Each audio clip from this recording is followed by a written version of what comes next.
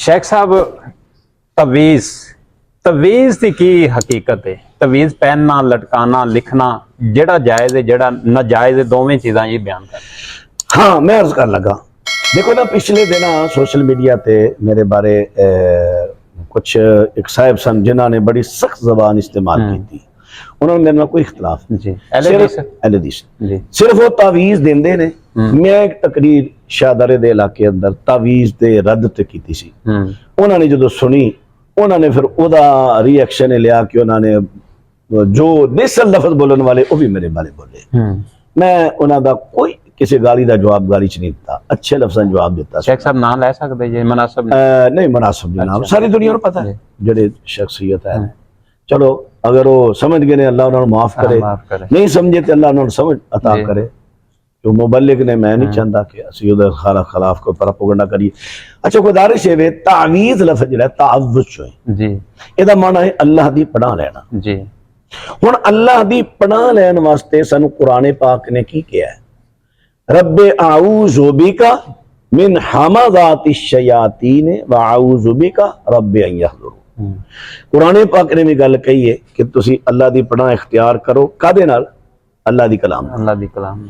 कुल आऊज़ु बिरब्बिल फलक, कुल आऊज़ु बिरब्बिन नास, ऐवे तावीज़ जी।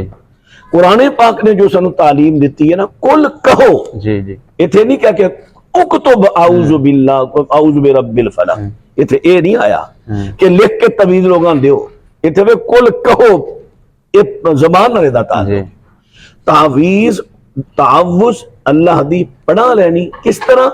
अल्लाह दी कलाम दे ज़रिए। अगर यह मसला लिख के कागज ते ओनू अपने पॉकेट अंदर रखना, पर्स अंदर रखना, सेफ अंदर रखना, बरकत वास्ते, शिफा वास्ते गले लटकाना, बाजू ना लटकाना, नाफते बनना, या जैसे जैसे भी तरीके उन्होंने जलाना, ये तरीका नबी मुकर्रम अलैहिस्सलाम तो साबित है। देखो ना, कुरान अल्लाह दी कलाम है, कुरान पढ़ना इबादत है। कुरान अल्लाह दी कलाम है, इन्हू पढ़ना सुनना इबादत है। इबादत दी असल जड़ी है ना, हुरमत है। तमाम इबादत हराम ने, सिर्फ वो इबादत साबित है जड़ी अल्लाह ते रसूल तो साबित, वो हलाल है। बाकी सब इबादत हराम ने। इउन इबादत है तरीका दा नबी अलैहिस्सलाम ने सानू दसना है।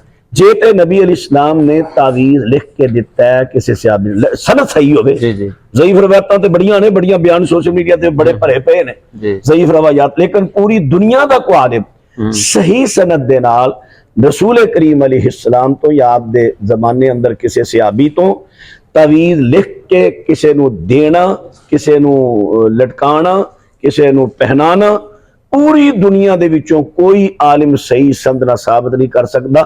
ज़ईफ रवायत जरूर है ने, मैं बार बार लफ्ज बोल रहा, ज़ईफ रवायत ने सही तो साबित नहीं, सही तो साबित नहीं। फिर अगे आ गया सईदा आयशा सिद्दीक़ा रज़ी अल्लाह दा एक कौल आंदा है, यह भी गल याद रखो, शायद तुहानू कल को मुहाकम दे अंदर, मुस्तदरक हाकम दे अंदर कौल है उन्हां दा कि जेड़ा बीमारी तो पहले, बीमारी तो पहले कोई तावीज़ पहनदा है ना, वो तमीमा है, वो तमीमा बनेगा, यानी उन्हें शिफा वास्ते पहने।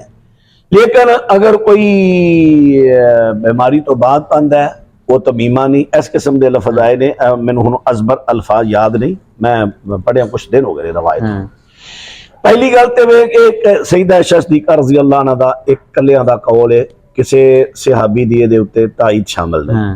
दूसरे नंबर ते वे कि तमीमा, तमीमा ते तमाम उलमा तमीमा दा मना तवीज़ करदे ही नहीं। तमीमा ते आ जांदा ओ कौडियां, ओ जड़े मनके वगैरह सन, लोग अज भी कई ओ मलंग पहनदे ने, ओ ते ओ वे।